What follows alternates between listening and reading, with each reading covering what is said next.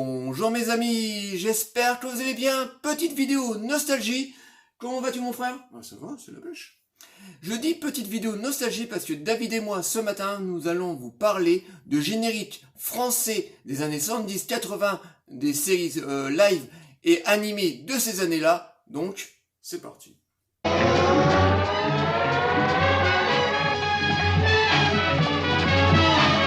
Ah, les génériques des séries live et animées des années 70-80, quelle merveille. Tu es pas d'accord avec moi mon frère? Oh si, surtout que moi j'ai repris l'incroyable Hulk et c'est juste du caviar, autant sur la série que sur le générique.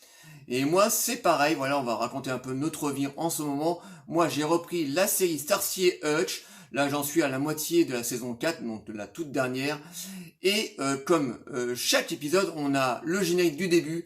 Et je me suis dit, nos génériques français sont quand même beaucoup plus cool que les génériques américains, qui étaient très souvent des génériques avec des musiques qui collaient pas forcément avec les images. Mais par contre, si vous mettez le générique français de la série Starsky et Hutch, c'est beaucoup plus péchu. Déjà c'est enregistré par un groupe de rock, enfin entre guillemets rock. Voilà, on a une grosse riff de guitare, on a des percussions, et le générique français est beaucoup mieux réussi que le générique américain. Et c'était le cas pour beaucoup de génériques de séries live, mais aussi pour de séries animées. Parce que à l'époque, il ne faut pas oublier qu'on réalisait un générique français pour tous les produits télévisuels. Et c'est ça qui était vraiment très cool, parce que les séries de ces années-là, que ce soit animées ou live, impactaient énormément les gens. Et les gens encore, à l'heure qu'il est, si vous parlez de générique français, ils vont vous sortir Starsky et Hutch, Dallas, L'homme qui tombe à pic, L'homme qui valait 3 milliards, et plein de dessins animés des années 80, parce que c'est le générique français qui marquait les rétines. Et le générique de Starsky et Hutch est bien mieux, là je parle du générique français, est bien mieux que le générique américain, qui est une simple musique. Par exemple, là je vais vous passer un extrait, je vais vous passer l'extrait américain, et ensuite je vous passerai le générique français, et vous verrez que l'impact n'est pas du tout la même.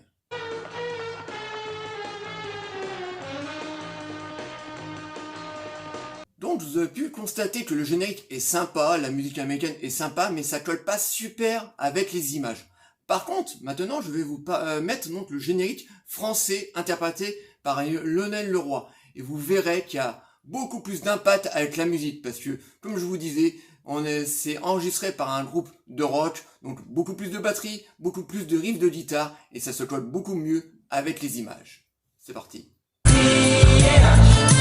nouveaux chevaliers au grand cœur, mais qui n'ont jamais peur. Le générique de Starsky et Hutch, une pure merveille d'écriture, avec ce rock un peu disco, avec des influences un peu funky au niveau des basses et des percussions, et Lionel Leroy qui interprète ce générique a une voix superbe qui colle parfaitement avec les images. Donc et en plus de ça, avec ces génériques d'époque, aussi bien dessins animés que séries, il y avait comme un petit récap de la série au niveau des paroles. Souvent on plaçait les personnages, on plaçait l'intrigue, l'action, donc en 1 minute 30, parce qu'un générique durait à peu près 1 minute 30, 2 minutes maximum, on te plaçait les éléments de cette série, donc on était en plein dedans, quoi. Donc au mieux d'avoir une bande-annonce, t'avais le générique. Et malheureusement, avec toutes nos nouvelles séries qu'on a sur les plateformes ou à la télé, sur les chaînes de la TNT, on a que des versions américaines. Et c'est ça justement qui fait toute la différence en version française, c'est qu'avant il y avait un petit récap, et grâce à ces génériques emblématiques, on était tout de suite accroché. On pouvait s'identifier en quelque sorte à cette série-là, et Starsky et Hutch est une pure merveille de composition rock extraordinaire. Oui, je suis tout à fait d'accord. Moi qui regarde la série en ce moment, à chaque coup que j'entends ce générique avec ce bruit de gyrophare de police dès le début, mêlé avec les percussions de la batterie et les riffs de guitare, et les paroles bien entendu, parce que comme tu disais si bien, en 1 minute, il nous explique un petit peu ce qu'on va voir, donc des chevaliers des temps modernes qui sont là pour protéger les gens, qui sont des amoureux des filles. Voilà, en 1 minute, ils nous disent ce qu'on va avoir dans la série avec ce super générique. Et on a fait ça avec plein d'autres séries. Par exemple, maintenant, on va vous parler de la série Dallas. Si vous regardez le générique de la série Dallas originale, vous avez juste une simple musique, une musique qui est encore une fois très très bien, mais qui ne va pas très bien avec les images. Avec ces images comme ça, on voit la tête des acteurs, on voit des puits de pétrole, on voit un stade de Dallas, donc une série d'images comme ça qui représentent la ville, le pouvoir et l'argent. Mais le problème, c'est que c'est moins impactant par rapport au générique français. Donc, encore une fois, je vais vous présenter donc un petit morceau du générique américain avec sa musique et ensuite celui du générique français. Et vous verrez encore une fois que c'est le générique français qui le remporte.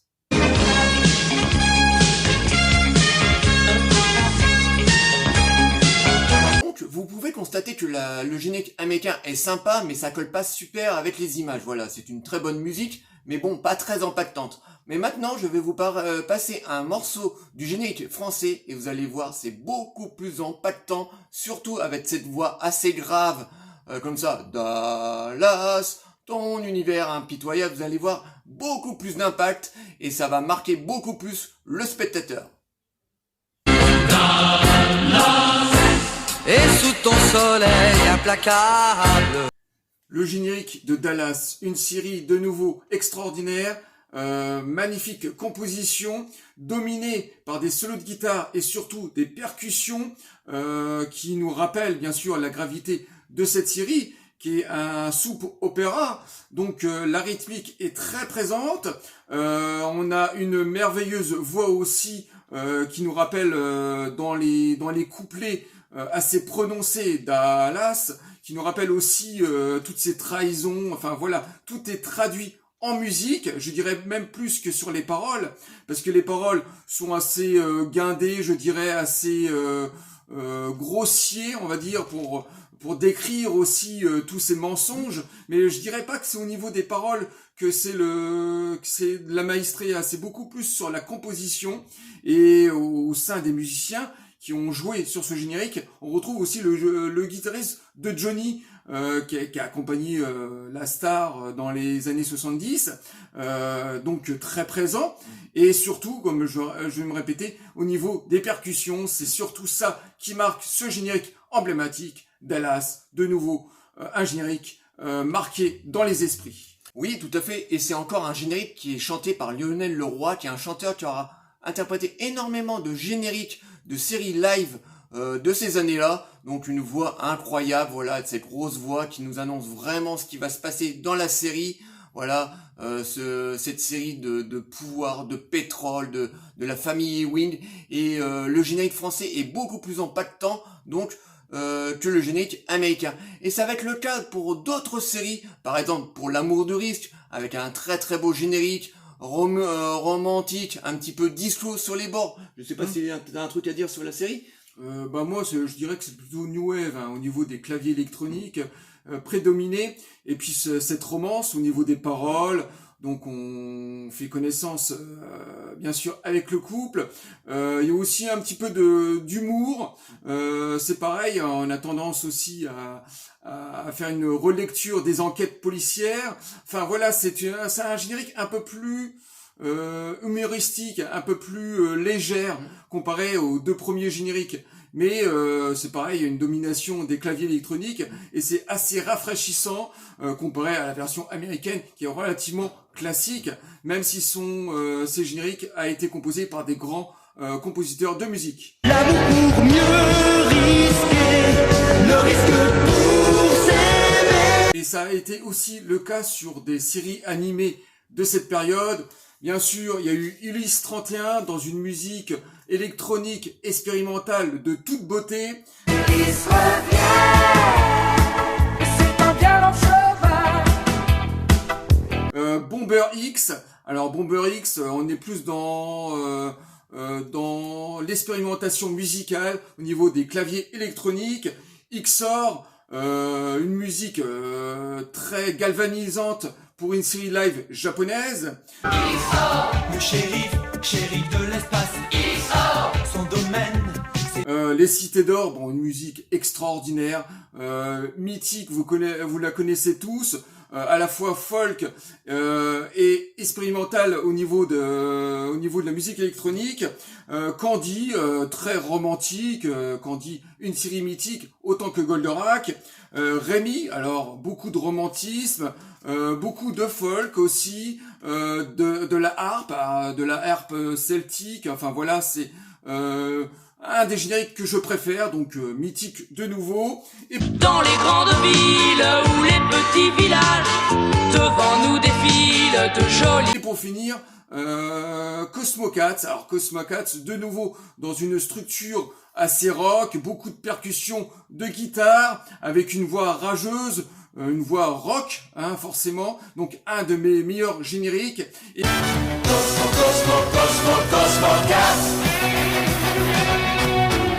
Et puis j'ai aussi rajouté Jace et les Conquérants de la Lumière, qui est du nouveau dans une matrice assez rock. D'ailleurs, il y a beaucoup de génériques comme ça, de science-fiction et de fantastique, où on incorporait comme ça une structure rock au niveau des génériques, extrêmement avec beaucoup de percussions et de guitare, avec des voix rageuses. Et toute cette sélection de séries animées sont juste extraordinaires, tous inscrits définitivement dans nos mémoires collectives.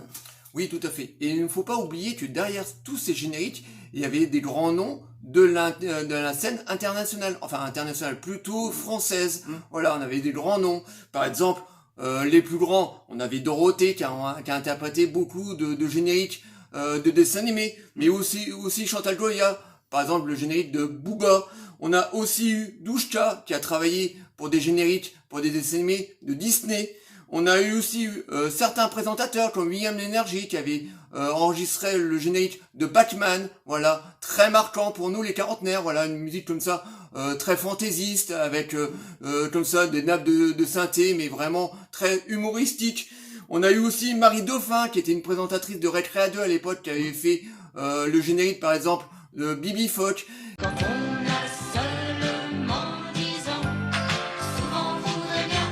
Et tous ces artistes ont vraiment collaboré pour nous donner ces merveilleux génériques de dessins animés des années 80 qui nous ont profondément marqués.